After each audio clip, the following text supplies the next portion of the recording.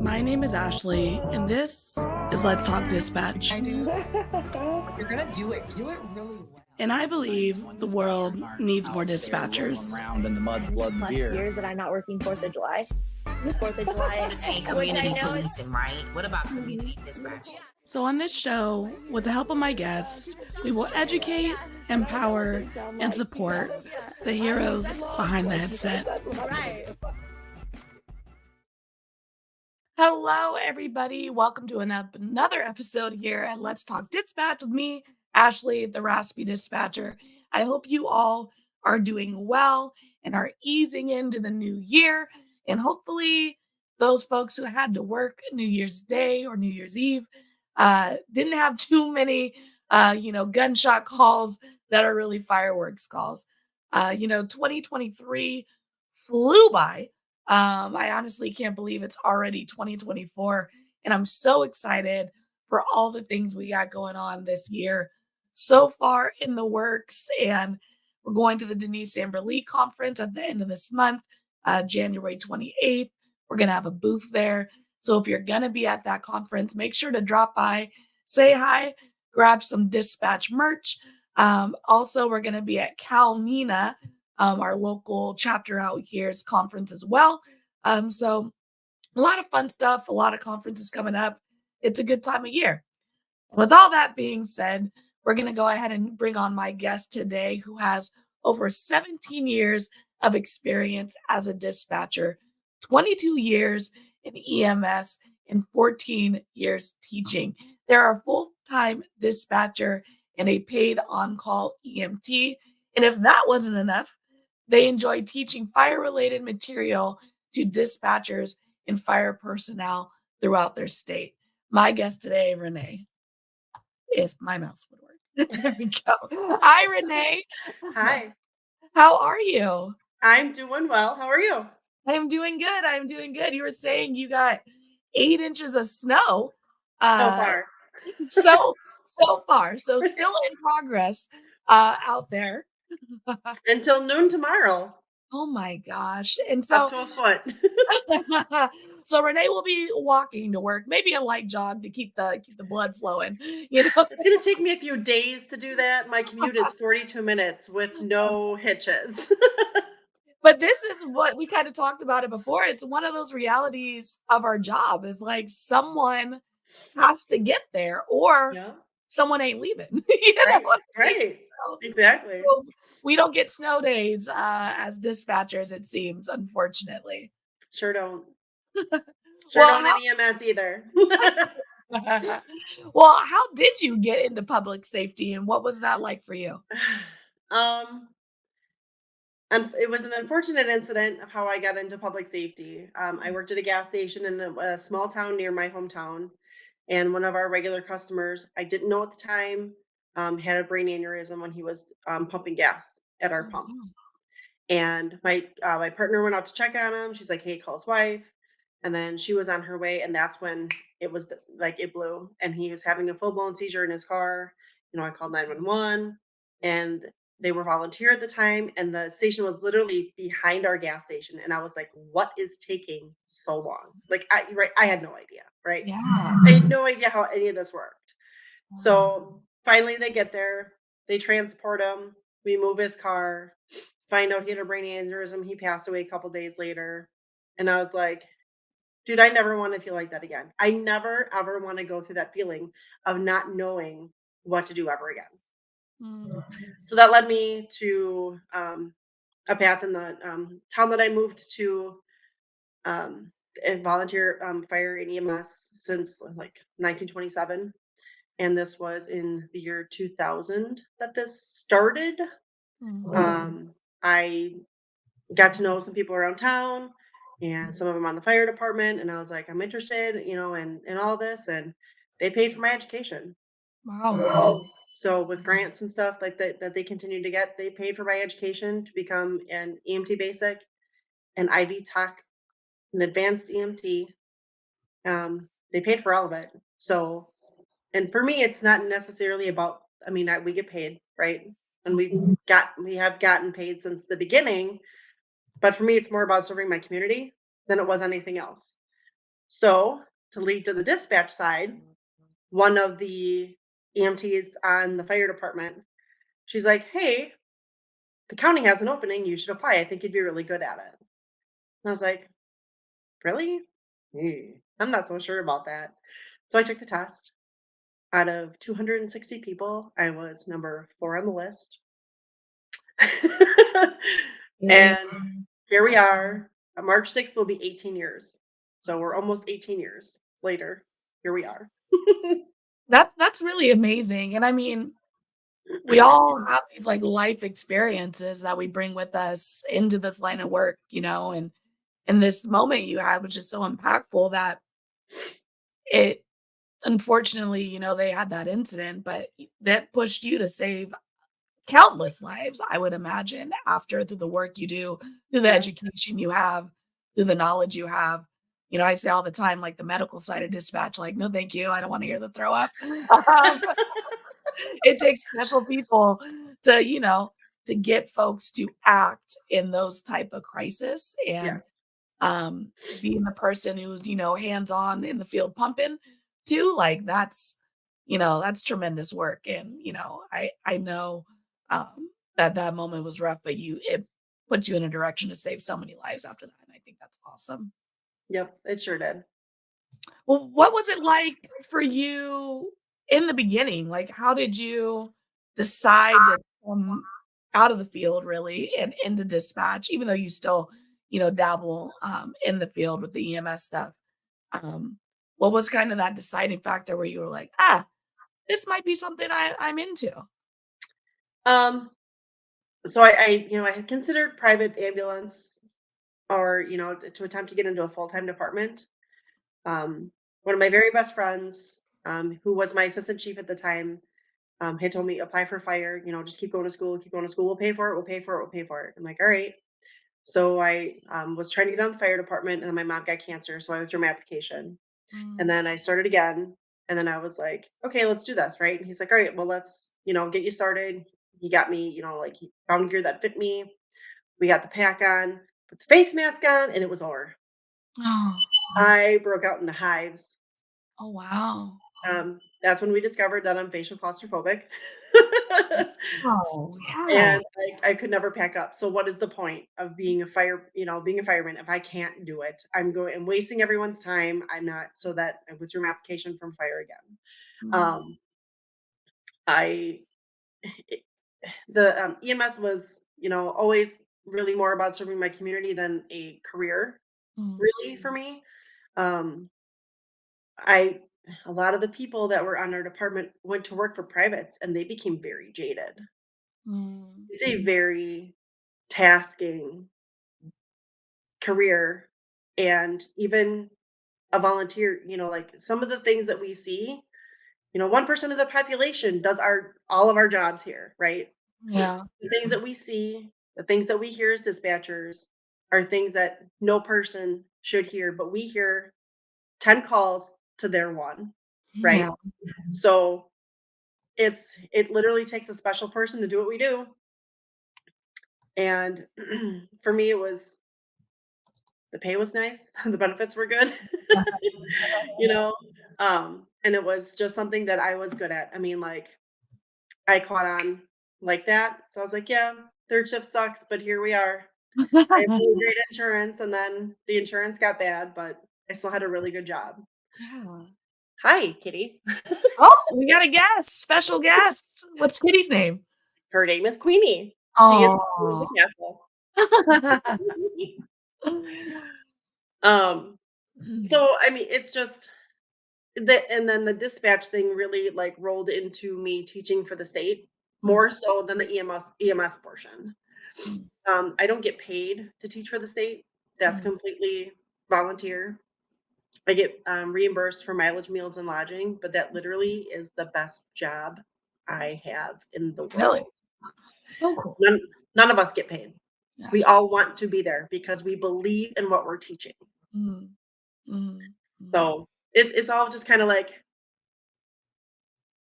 here we are. But, and we need instructors like that, like, who are just passionate about the job, Yep. are educated in the things that they're teaching and really wanna give it to the next folks in line, you know? I think in dispatch as a whole, um, we've struggled with that, like, wanting to train our replacements, and it's such a Mhm. weird, phenomenon that I don't know, that I've heard that it's um, uh, so alive and well, in other lines of work as I've heard it in dispatch, you know, and a couple of these like reels that I have that have blown up, like people are just like, I tried to do dispatch, but my trainer was toxic. And, you know, I ended up in therapy because of how I was being treated. And and it's like this is a reality that folks are dealing with in Mhm. our centers. And it just shouldn't be happening. Like our trainers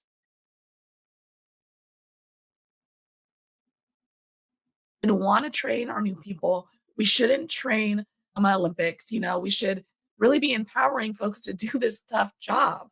And I think we're getting better, you know. But I want the day to happen where I'm not having these people sharing these such negative stories that they could have been great dispatchers, but they had a poor experience in training. Right. I wholeheartedly agree with you. I've seen the toxic trainer and just literally shake my head. Like, we want to teach these people how to be good partners, not just good dispatchers, a partner for us, a partner for the people on the other side of the radio. That's what it's about. It's not about, I know more than you. You don't know anything, Mhm. so I'm going to treat you like you don't know anything, because that's literally how, some people were treated in our center. And some people got to start over with other training officers that were a little bit more patient. Mhm. Um, but there is a time and a place when you can start to not use it, not have that patience, because they're just either just not getting it. Like, maybe you need to have the conversation. Mhm. Is this job really for you? Right? Mhm. Um, that's a very humbling conversation to have with a person who has the starting passion to want to do that job. Yeah, and I think it's totally, valid that we need to have hard conversations with folks who are having a hard time in training, and really empower them to do what they can to do better and bow out when it's not a good look, when it's not working out, right? Yeah. And I mean, I think dispatching is probably the hardest job to learn as someone who's lateral, not it's not for the weak, you know what I It's mean? not. Like, you know, It's even as a definitely not. full-fledged dispatcher who it's like, "I've done this job, I know how to do this job," um, it's hard to relearn this job even at a new agency. It's just a tough job, you know? Like, Yep. I was yeah, at a county agency for 12 and a half years before I went to my, so 15 agencies, police, fire, and EMS to one. jeez And I Louise. was like, does anything else happen here? Or is it, it's a cute little town. I'm not trying to, talk trash about the town I work in, because I don't live anywhere near where I work. Yeah. Um, but I mean, it's like it's quaint. It's a lake community. People from the Chicagoland area own second homes where I work, so Yeah, we have that dynamic too in the yeah. summertime. Mhm. Um, but I also got a lot of that at the previous agency, because Lake Geneva is in the county that I used to work in. Mm. So, and that's very, they call that little Chicago. Yeah. So, so we had a lot of that dynamic to deal with, but I don't. It's just I honestly, I think the very hardest part was the geography, and Mm, getting rid of that post office mentality. "Oh, you're in mm. Lake Geneva. Okay, let me transfer you to Lake Geneva." Like, "Hold up. Yeah. There's, like, 4 communities that use the Lake Geneva area, like, zip codes. Let's step back here a second and ask them who they pay taxes to." It's so true. Geography is so important. I Mhm. mean, like, for the folks who, like, have worked in their cities for so long and, like, know, like, the old burnt down warehouse on the corner that used to be the Jiffy Lube, but it's now the steakhouse, and, like, it's cheating, really. It's not fair. You have all the secret backdoor information, Yep. but geography can really, like, make or break a call when your caller doesn't know where you are and you're trying to pull tits and bits from them in order to really figure out what they're seeing. Geography is big for And sure. especially after COVID, because so many of Mhm. these mom and pop places closed because they couldn't afford to stay open during COVID, right? Yeah. So Yeah. what we knew them as before COVID, they're gone, or it's just an empty building now. So I mean, there's a lot more empty office space, a lot more empty buildings, a lot more empty industry. Mm, Um, my town where I live, and I'm the POC for the fire department. It's a college town mm, also, and like we've lost a lot of industry here because we don't have affordable housing. mm. So no Yeah, industry will come here. So that's harder too. yeah. So, like, what I used to know was used to be a grocery store is now a strip mall. Mm, mhm, So, mhm. like, yeah, there used to be a Blockbuster there. What's Blockbuster? I love Blockbuster. I have Same here. fond memories of Blockbuster with my mom. I think Yeah. we need to bring it back. I Mhm. understand we have 400 different streaming services, but there's nothing like browsing a wall of DVDs, looking Exactly. at some ridiculous covers, and not ever hearing of the movie, but still grabbing it to see what it's Right? about. Exactly. Agreed. Agreed. I mean, If like, you're listening and you don't places like know what Blockbuster is, my look heart it up. hurts. I feel aged. I am Yep. unwell.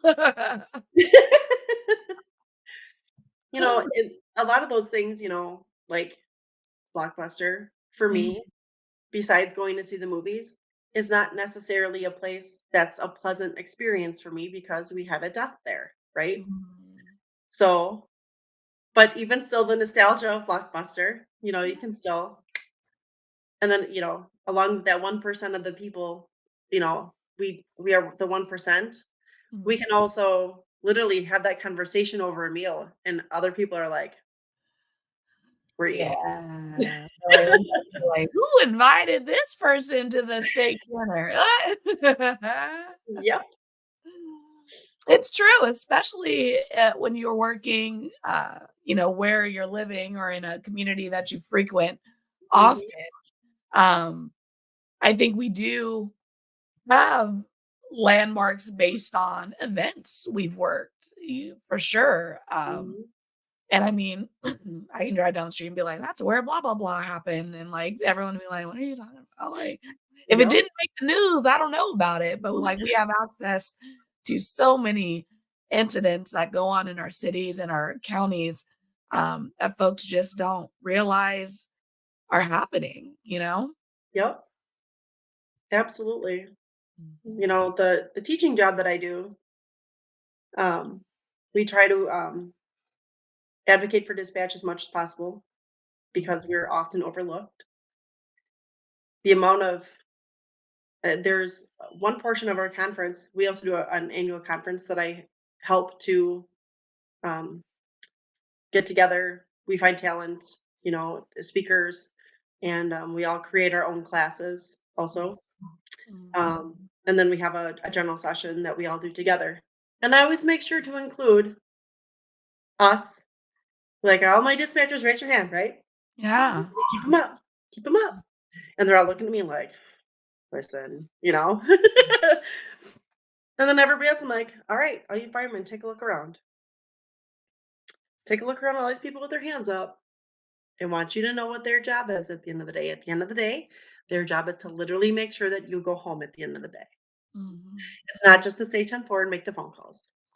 Yeah. And we take it personal, Mhm. 10,000% personal. And it changes. I've had so many people come up to me and say, I had no idea. I, I want to I want to sit in on your next class. You can do what you want here. Like nobody's telling you what you got to do. So once we get into the dispatch side of the fire stuff Mhm. that we're teaching for the state, and then they're like, we really need to treat our dispatchers better. Mhm.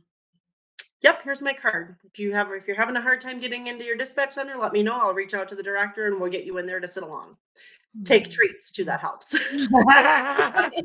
Bring snacks, Silla-chan. Bring ice cream, bring snacks, bring nuts, well, maybe not the nuts, some people might be allergic, but you know what I mean? Like, Yeah.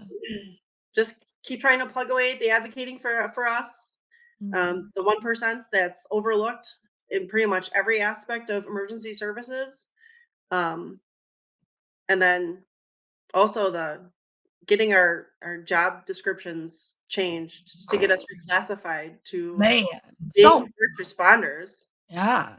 Yeah.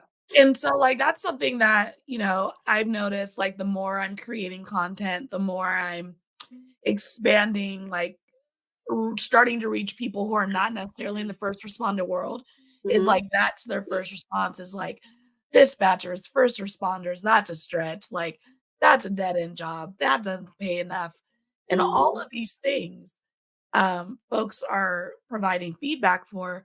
And it's just like, this is the reason that we're doing this podcast. This is the reason that I'm making these silly reels is to put this idea in reality in the forefront of people's minds is that A, dispatchers are first responders, the Mhm. literal first we start the process. Someone Yep. calls, we send them, we get folks going, officer comes up on the air, we're sending them help, so on and so forth, literally.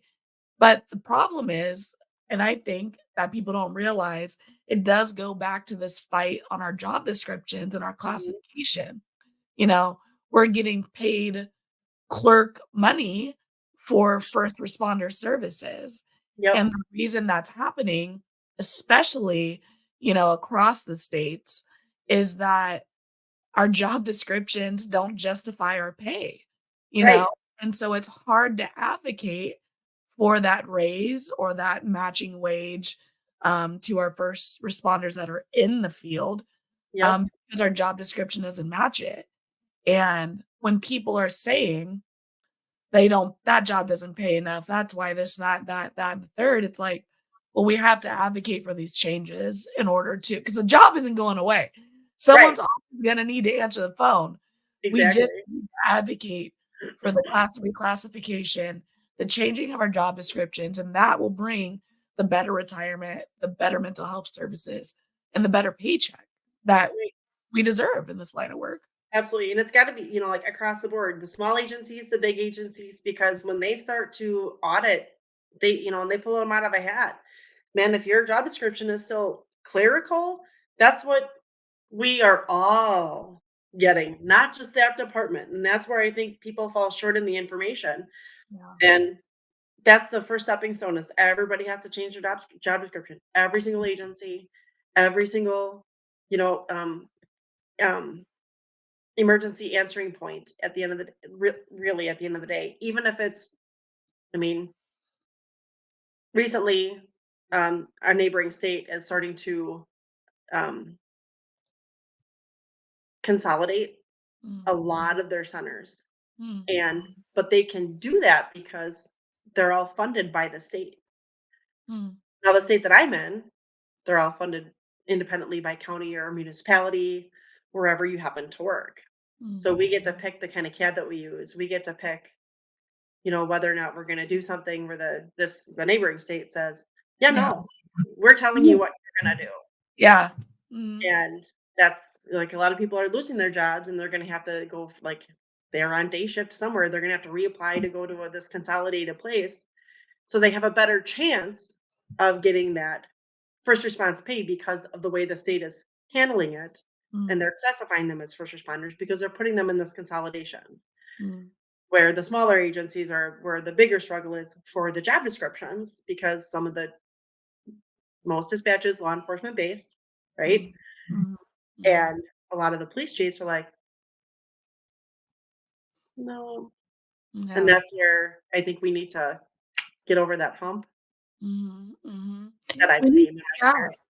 We need to fight for each other, you know what I mean? Like, it's always funny when we talk about, I don't know, in my head, when we talk about, like, increasing wages, right? If my wage increases, yours will eventually increase. Like, let's always advocate for everyone to get more money. I think sometimes, I've witnessed, like, in my partner's line of work when they're talking about positions and stuff, they're like, "Oh, like, I didn't get paid that when I did this job," and it's like, "Well, times have changed." Times have Yeah. changed. Let's always advocate for everyone to get more money. We're always trying to pat our pockets, like, it's Yep. expensive out here. Oh, Like, the world's wild right now, so no, you're not kidding. And yeah. I mean, like, I'm by myself and I have 2 boys, Mhm. right? So there's also that to take into consideration. Yeah. And, when you finally do, so here's the other struggle, like you get so used to all that overtime, right? When Mhm. you're short staffed, that overtime's nice. Yeah. And especially with inflation, man, it was really nice. Yeah, heck yeah. And now we have somebody trained and she's on her own and now my overtime is gone. Oh my gosh, this is me, this is my life right now. That's why, when I got back from vacation, I went and worked a 4-hour overtime slot because there is no overtime. Mhm. And it was 6 a.m., so, I was out here like, "I guess." This is the only one I can get, so but it's true, Yeah. it's like, you like when we're understaffed because you could have if you're someone who wants OT, it's there Mhm. for you. But if you don't want OT and you're getting forced and stuff like, that's no fun. Um, Right, and then when you're fully staffed, you're like, "Yay, time off," but I wanna work more so I can actually take time off, and there's no extra hours, so it's like this right. double it's a good problem to have. It is. Problem nonetheless. Literally a good problem to have, and, like, I was talking to a friend of mine who's also in the field. She retired very recently, and, she just looked at me and she's like, "Now that you're done working overtime, do you feel that you've got, like, a crap ton of brain fog?" And I'm like, "Yes." She's like, "Your body has just been going on no sleep and no sleep, and you're just, like, been hyper vigilant for a year because you had no time to yourself, and Yeah. I have all this time to myself." And I'm like, "Why did I walk into this room?" "Oh, that's right, I came to do this," and then mom brain sets in. "Oh god, I Yeah. gotta do laundry, and then I gotta do this, and then I gotta do dishes," and then I eventually get back to that. One day we'll find our way for Yeah, sure. yes, for But sure. I know there's people listening who is like, "What is this fully staffed that you're talking about? I've never experienced it." And it's funny because it is one of the things that, I just posted a reel today promoting the workbook that we have available for folks who are going into interviews, what questions to ask, practice questions, things like that. And one of the things that's included in the packet is 10 questions to ask your interviewer. Like, you want to know what's your force mandated overtime looks like. Mhm. What is your do you have a peer support team? Do you dispatch police, fire, medical, or you only do fire and medical, or you only do police? Like these questions that if you're not in the field, you might not know to ask, and you might Yep, not know is important to you. And I think that one of the things that I like to promote with this job is that we work 12s, in a fully staffed center where you're not getting mandated every 2 minutes. That means you get an extra day off every other week. And I right, know that's not a reality for everybody everywhere, but right. I've been extremely lucky at both my agencies that when I've been there, we've been fully staffed, annoyingly so, quite frankly.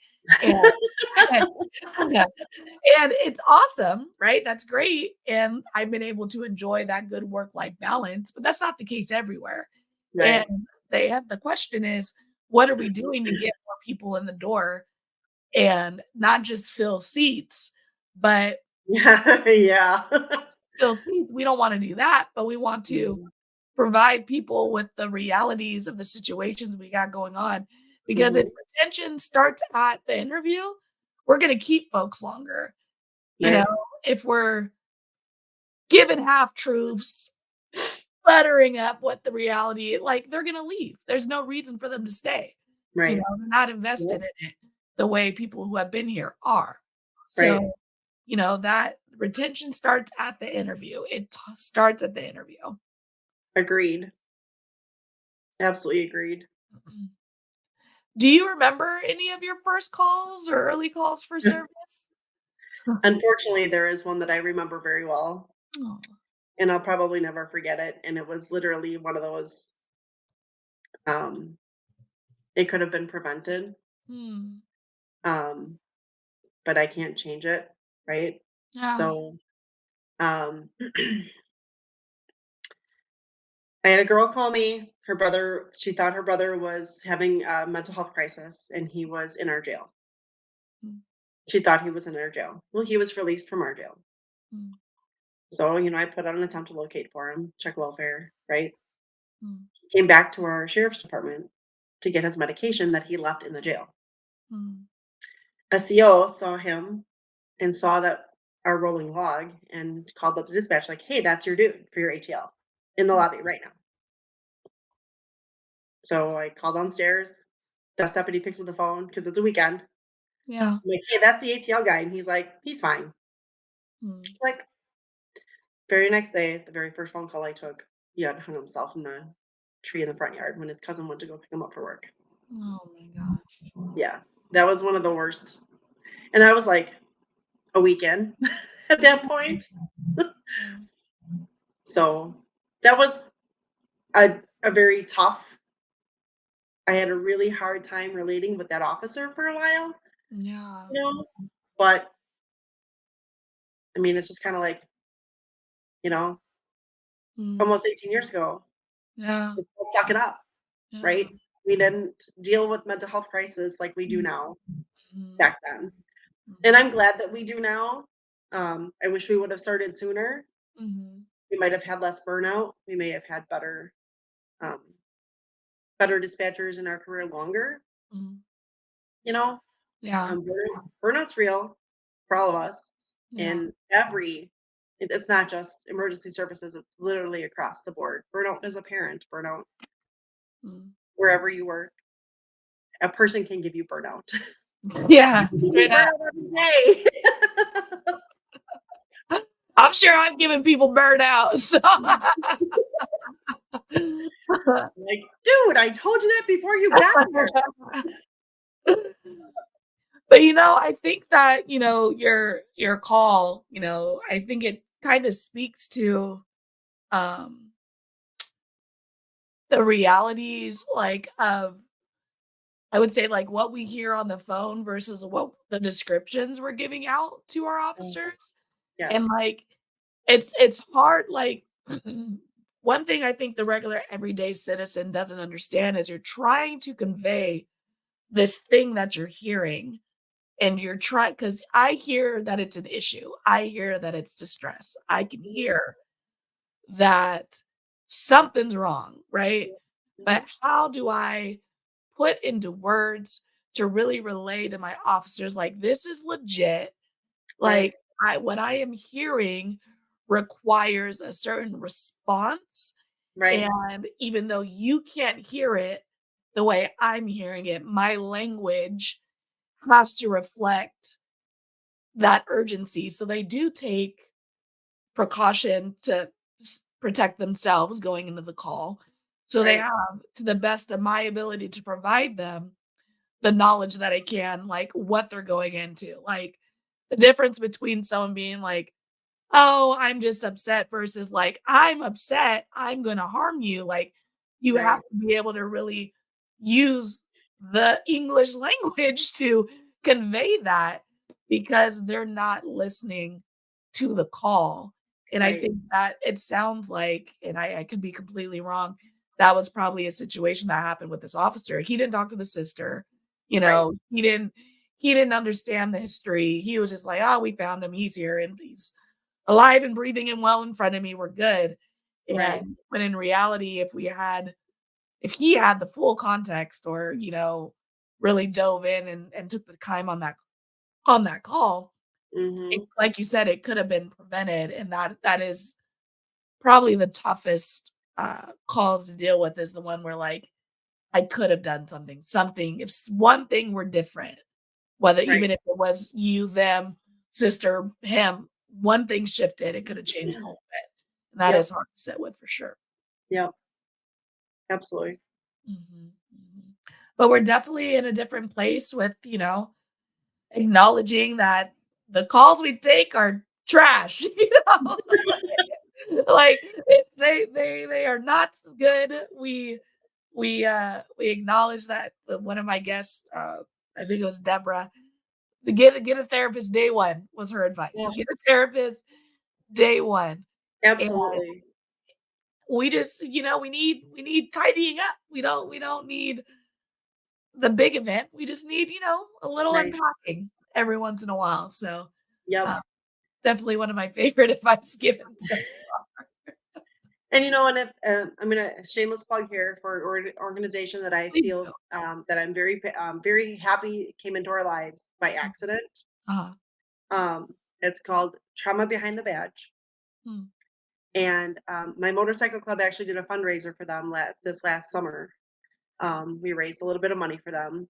They provide all kinds of different services to all types of first responders, mm, police, fire, dispatch.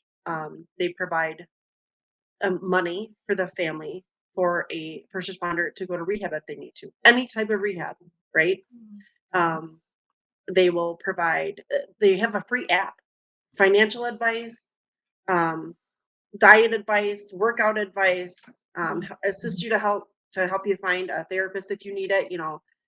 Like they are the nicest people. Chris Fields, he is a retired captain from the Oklahoma City Fire Department. mm, Do you remember of the Oklahoma City bombing on the mm. cover of Time? I think it was Time magazine of that firefighter carrying out that child. Yeah. That was Oh, him. oh And wow. yep. So I met him at a conference in Illinois. Mm, It so what I teach in Wisconsin is called the Mutual Aid Box Alarm System, mm, and it started in Illinois after the Great Chicago Fire. mm, And so we call Illinois Mother Mavis because they started it, and then it expanded into Wisconsin because Kenosha County butts up to Lake County, and they needed a lot of help for a while. mm, So when I started teaching in 2009, we had 4 counties involved in it. Now we have 4 left mm. to come onto the system. Yeah. We've done a lot of work. But we saw this man speak at the Mavis, Illinois conference where they separate the 2 because it's such a large conference, they have to separate the chiefs and the dispatchers. They Mm. can't put them together because it's so large. Oh, And so I saw this man speak and I was like in tears. He's in tears while he's talking, so he's authentic.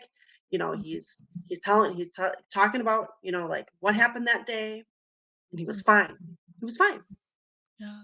And then a few years later, the smell of wet concrete, Mm, and it was just downward spiral from there, and how he went from the bottom and came back to normal with his family. A lot of mm, work, right? A lot of freaking work, yeah. and how it's important for leadership Mm, to make mental health important. mm, It's important for the young guys, the new guys, to come in understanding you don't have to just handle it. You don't have to just deal with it. mm. Like you said, get a therapist day one, Yeah. right? Day one. They are comprised of firefighters, police officers, EMTs, paramedics, just all different kinds of military also, just across the board. And Mm, they are amazing people. They sent Chris Fields to Wisconsin for my motorcycle rally, along with an officer from Florida. mm, And they were both just amazing people just to talk to. And, they gave their spiel during our breaks when we had our bands take a break. yeah. And we were just really, really very fortunate to be able to try to raise some money to try to help some first responders that might be hurting, might need the help. Mm, And they are definitely a good resource. Like I said, it's a free app, mm, Trauma Behind the Badge, and the app is called Lighthouse. like It's super very cool. I mean, cool. I always love hearing that, um, A, that there's resources, right? Resources Yeah, are great. yeah. But B, that they're including dispatchers, Mhm. and that they're acknowledging that, um, like we're in the same fight, like we're dealing with the same stuff. It might look different, Yep. um, but it all goes into the same trauma bag. So it's really awesome. So thank you so much for sharing that trauma behind the badge, the app called the Lighthouse. We'll definitely include that in the show notes because the more resources, the better. You know, Agreed. Yeah, for sure. and what might resonate with one person, might not resonate with another. So, finding different ways to do the thing and the goal being just to help. Yep. We're gonna get more first responders healthy and doing this job longer, or Yes. even knowing when it's time to tap out. I think that's half the battle too. Um, and you do Yeah. that through therapy and through working it out and figuring it out and talking to someone who gets it, who's giving you Yeah. tools. Um, Both realities can exist at the same time. And, we got to take care of ourselves first so we can take care of others. Absolutely. Absolutely. Awesome. So, dispatching and EMT, how do those compare? Like, I feel like they're so similar and yet so different.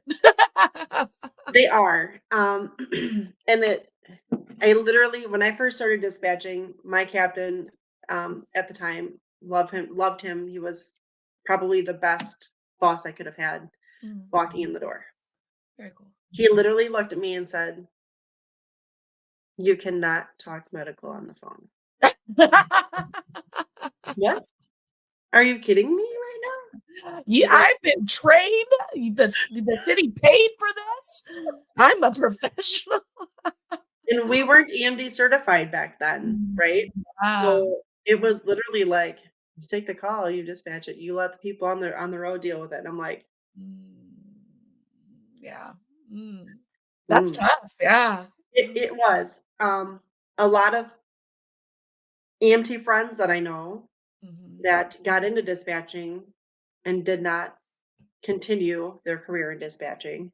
mhm, I asked them, I said, why did you quit? mhm, It's the not knowing, it's the mhm, not seeing. mhm, Being able to separate the two is very difficult. mhm, Like mhm. EMS, we're very visual people. Yeah. Like we're walking into a house, the first thing we see is your face. I Mhm. know if you're breathing. I know Yeah. if you're not, right? Hi, kitty. Um, we can tell, like if you're bleeding or if you're not, right? Yeah. Yeah. In dispatch, we're relying on another person's set of eyes and we're hoping Yeah. they're giving us correct answers. Yeah. Mhm, I mhm. literally gave CPR instructions to somebody who never did CPR and told me Yeah, she like, was what are doing you just yesing me? Like, okay, yeah, but, like, disrespectful. Like, if you're not gonna do it, why am I doing this? it. Thankfully, her boyfriend lived, Uh, however, and he didn't need it at the time, right? Okay. yeah. But that's not the point, Yeah. Yeah. it's it's very like I had, 6 years experience going into it, right? Mhm. So I was okay with the unknown because sometimes we don't find out what happened with our patients. Sometimes they do pass away in the hospital a couple days later. Yeah. That's sometimes I feel like seeing the death is worse than not knowing, Mhm. especially Mhm. with the kiddos. Mhm. Um, but as far as like how dispatch relates, because they didn't have a good relationship with dispatch when I first became an EMT. I mean, we were respectful to each other, right? Yeah, Okay. yeah, And, we didn't, like we were professional on the radio and whatever. But then of course when we get to the call, like they said that they broke their foot and it's literally a stub toe, right? yeah. Okay. Every time. Every time. There's blood And everywhere, and there's, like, yeah, no blood. It's nail polish. Like, right, it's the right. worst. So we could and now, like I understand, like, I've literally stood up in meetings and like, "You all need to understand that they're literally just giving you the information that they're getting from somebody else. They Facts. don't have eyes on this, so you can't you have to stop blaming them." Yeah. Mhm. And then once we get into, after action, um, audits and stuff, and we start listening. And my leadership on the fire department that I'm on is they're has come around a whole lot since they've become full time. We became a combination full time and paid on call department. Mm, So one of my assistant chiefs came. He just got promoted to full time here at my department. He was on another full time department mm, elsewhere for many years, but he's a very good advocate in working together. And like he's like, I need to bring this up. I need you guys to listen to this because you don't understand what else happening behind the scenes. And I think this will give you a better perspective of how often you're asking, what's the ETA of the helicopter? mm, mhm, And then like literally, what's the ETA of the helicopter? And he paused it. He's like, y'all asked 15 seconds ago. Right. And she's still dealing with trying to get a paramedic coming too. Right. yeah, She's still on the phone with somebody else. So, and they're one person in that room. They have no partners. mm, So that I think has come a long way. And I think, at least for me, in my experience, right? mhm, Because I've also trying to advocate where I have worked. Hey, yeah, can we sit along in dispatch? When I was EMS lieutenant, I made my new people go sit in dispatch for that's 4 hours right. on a Saturday afternoon, not a Monday morning. Yeah. Saturday afternoon, Saturday night, we're doing it in the evening, people. We're not doing it when there's nothing happening. And the hardest decision you have to make is what's for lunch, right? Exactly. Yeah. Mhm, Like mhm. dispatch supervisor wasn't exactly happy with me about it. And I was like, listen, this is part of me advocating for our job here, right? Mhm, And she's like, mhm. okay, fine. She finally, Okay, fine. But it's so true. It's just, you don't know until you know, and right, it's just so important. It's important for dispatch to go on ride-alongs. It's yeah, important for patrol to sit in, dispatch. I mean, there's just a world of understanding that comes from that experience. I mean, it's one of the reasons why we say folks who are considering this line of work, if you're not doing sit-alongs in your hiring process, what are you doing? right, Like what if you don't give someone the opportunity to come into your center, get a feel for it, see the work that's being done, and then decide if they want to continue in this process, there's a good chance you're going to be wasting each other's time, right. the department's money. Like let's be fully transparent with this job so we get people who understand what they're doing, Yep, experienced a little bit of it, see it and go, "I could do that," and then see if they can.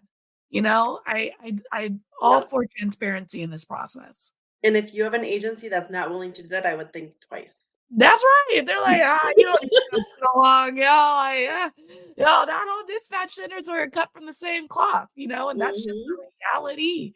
And you as the new person, you're not gonna fix that. You're Nope. just gonna try to survive that training, that process, and you wanna go place where it feels good to be. So ask the right questions. You're the Yep. prize. You Yep. are the prize. Exactly. Exactly. You walk in there like you're the prize, and man, own it. Exactly. That's Absolutely own right. it. And it's funny because, I'm come from a world of sports, I played a little basketball in college, and I talk to my partner about like the the need for dispatchers, right? And the process of applying to be a first responder has shifted so much. I mean, Hmm. we've gone from like where there's over 100, 200, 300 applicants, and you're Yep. hoping to be top 5. You're Right. hoping that you're on the top of the testing, you're in this and that. But now it's like we have hundreds of departments, you know, and very few applicants. So it Yep. becomes in my head, it becomes a recruiting game almost, right? Like departments are recruiting officers. They're recruiting dispatchers. Yep. Come here because we're gonna give you, you know, the fancy gear and the bonus pay. And so it's like a recruitment. It's a college recruitment in my head. Yep. Like the way I was recruited for basketball. They're like, "This is our fancy gym." Well, this is our fancy gym. Right. We'll give you this much. And honestly, that's the reality we're living in, but I think some departments are still acting like the recruit is trying to get to them. Like, no, we're trying to get to the recruit. Where it's Right, right now. We're in a world where we're trying to convince them. And if we're trying to convince them, that means 6 other people are trying to convince them. So right, what are we doing for our applicants to make them feel like we're D1 and we want right, to come play at our D1 school? What are we right. doing, you know? And I You think know, that's the answer to fixing our problems in these departments is like we need to be treating people like they're the D1 athlete and we're trying to get them to come to our squad, you know? yeah. I met a woman who was in HR over the summer, Mhm, and she's HR for industrial. mhm. Okay. I don't know exactly what it is that they do, but all I know is that it's Sounds industrial. complicated. Right. So she's like, I went to a conference and they were talking about what it's like to hire a person for one opening. Mm, You're going to look at 43 applications. You're going to interview 38 of those people, Jeez Louise, and yeah. only 2 are going to respond after you interview them. Mhm, And they mhm. had over 100 openings. Jeez Louise, So it yeah. was over 2,000 applications that she was going to see. It Mm, was just under 2,000 that they were going to interview, jeez, right? So I'm like, oh my God. Mhm. Like a small agency, right? So Yeah, we went understaffed for almost a year, mhm, almost a year, mhm, 11 months. We went yeah, understaffed by a full timer for 11 months. mm, And like, I was seeing some of these applications that were getting dropped off, and it was clearly applied to keep um, unemployment. yeah, They knew they weren't going to get the job. yeah, They knew that they wouldn't qualify because they were a felon. mhm, mhm. Yeah, yeah, you can't apply with his line of work with the felony. Maybe a little old misdemeanor, but not a felony. Right. So, I mean, I understand that, people make mistakes Mhm, and mhm. stuff happens, right? Yeah, yeah. But when you literally like, why do you want this job? Because the pay would be bomb. I mean, they're not wrong, I don't know, Renee. I think that person should they should get a shot. right? I don't know. I guess I'm in awe of like these agencies are like, oh, we have state retirement. Yeah, yeah. What they fail to tell you is that the insurance costs you $150 a month for a family and you have a $6,000 deductible. Yeah, yeah. Like that's Mhm. great. You're getting paid 25 bucks an hour, but you're also spending that money in your insurance also. Yeah. And the reason I have a 42-minute commute is because my insurance is amazing. Yeah. And all of that matters. All of that are the questions we should be asking, in the interview, Mhm, and you should be looking through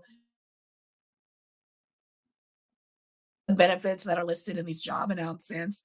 And I know that for folks who are just getting into the big person profession adult jobs, yeah, they look at the salary and they're like, yeah, that's it.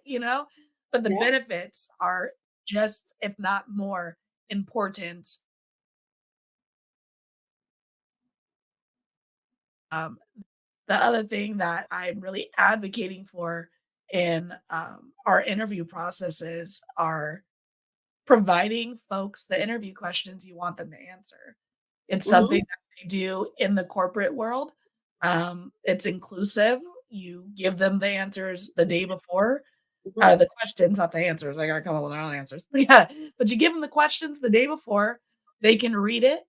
They can ponder on right, their life experience and actually come up with a full-fledged answer rather than me just shooting off the side of my hip and hoping I yeah, can think of something and make it land. And, because I think the questions are for the employer, of course, but they're also for me as a potential applicant. If I'm reading mhm, these questions and I'm like, this sounds like nothing I want to do.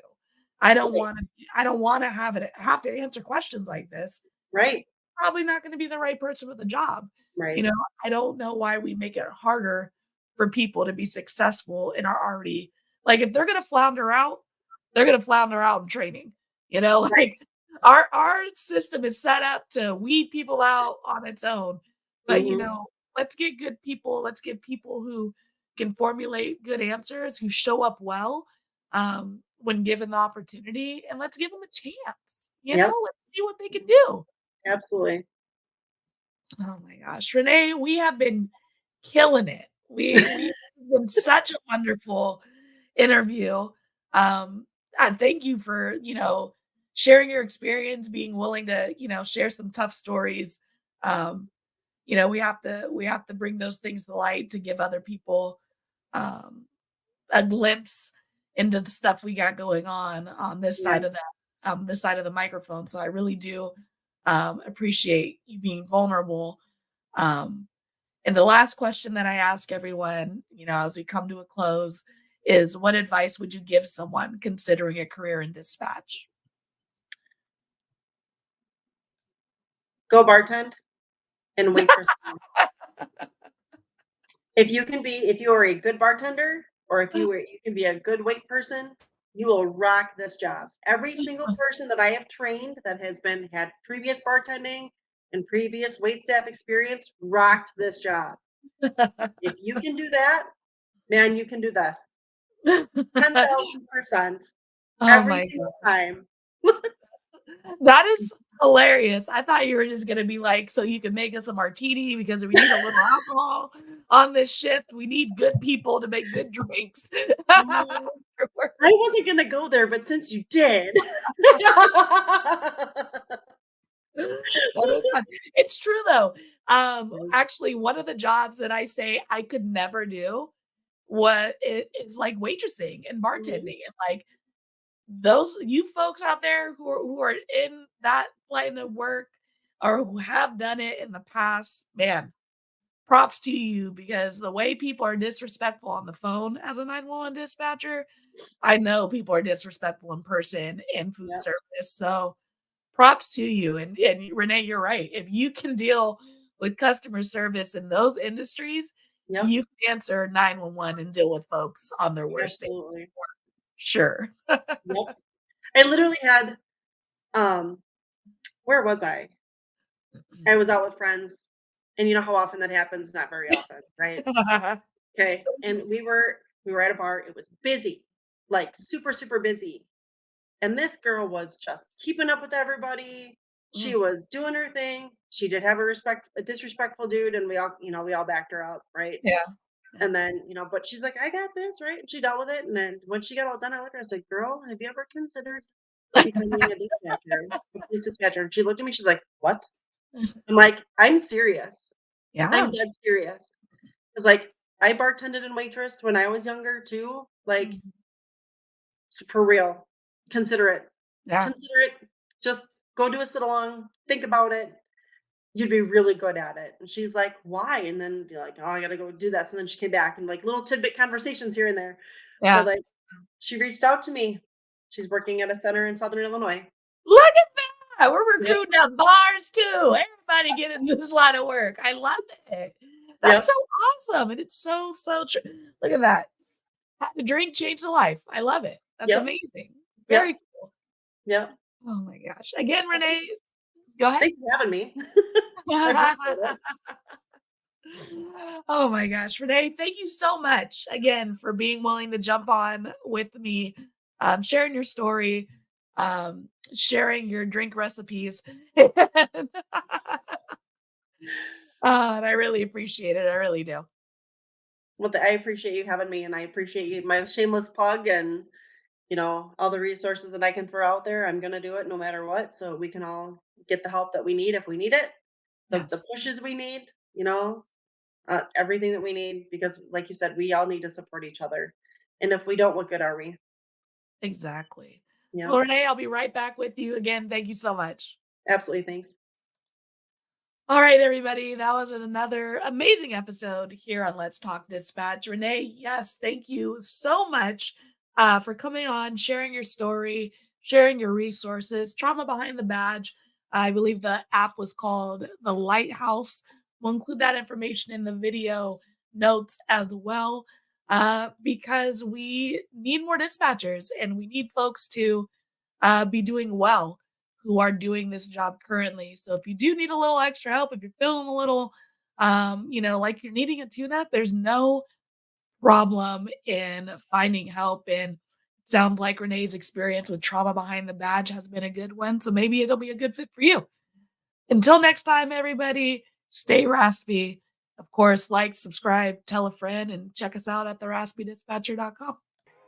Thank you for listening to Let's Talk Dispatch podcast. Don't forget to hit that subscribe button. You can find us wherever you listen to podcasts, including Apple Podcasts and Spotify. If you're interested in becoming a guest on the show, or maybe even submitting your own story, you can do all that and more at theraspydispatcher.com. Until next time, stay raspy.